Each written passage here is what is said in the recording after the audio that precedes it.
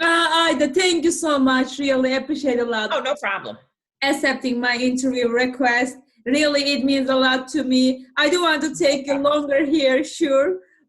So I would like to ask immediately the first question. Just Okay. it's a general conversation, let's say, about executive assistant job profile.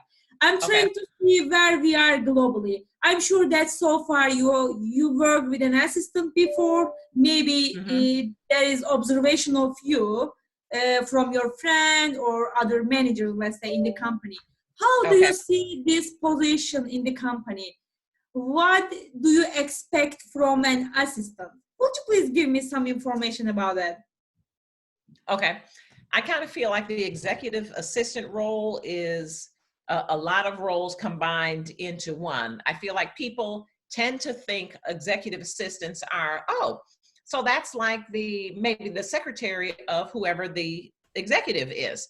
Uh-huh. And I've observed that that is really not the case at all, both at General Motors and I happened to meet someone just a few months ago who is now the CEO, or she was the CEO of Xerox.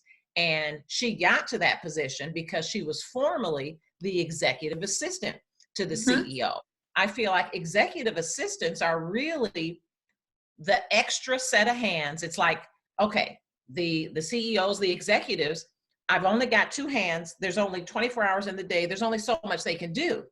The Mhm. executive assistant is there to kind of lighten the load. So they are sharing a lot of the tasks that the executive is doing. It's not like some lower level type of work. It's work that the executives are doing. And in a lot of instances, the assistant is basically completely delegated a lot of functions that the executive would otherwise do themselves. You know, in addition to, okay, maybe some things like making travel arrangements, simple stuff that people think are secretarial, they may do that. But the majority of what executive assistants do is assist the executive. So they are right there with the executive, the right hand of the executive. So they are learning from an executive and doing many of the same things that the executive would do.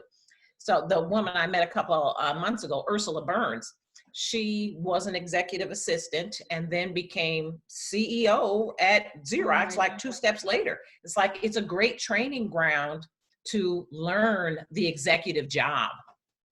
Mhm. Very nice. So that's why I'm trying to have these interviews to increase the consciousness of executive assistant job description because in many companies in Turkey as well, it's seen as the one in subordinate one, let's say. So, Hmm. but what we are trying to do is to be partner for a company, the Yeah. right tool for a company. So that's the reason why I started for this project.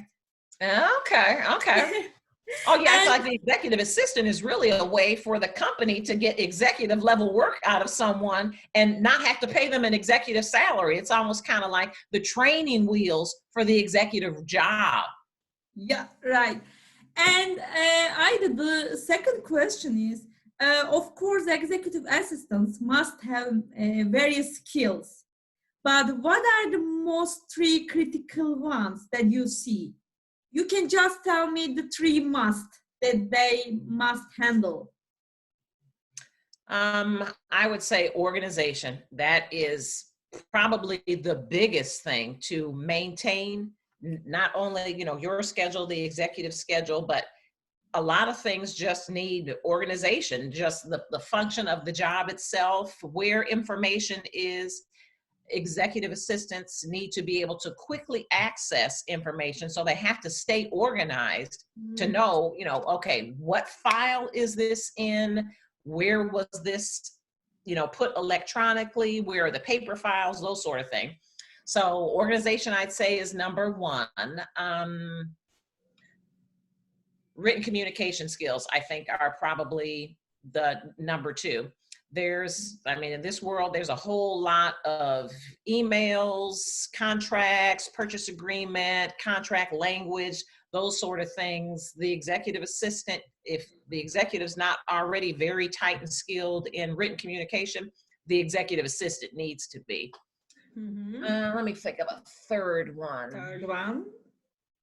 Um, So yeah, being organized, written communication.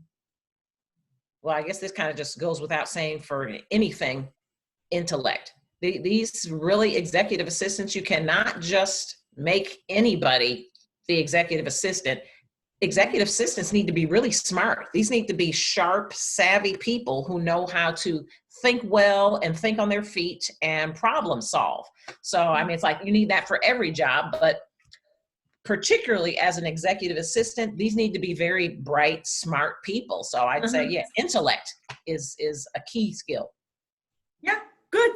Thank you so much. I am done with my questions. I told Okay, you that was easy. I will not keep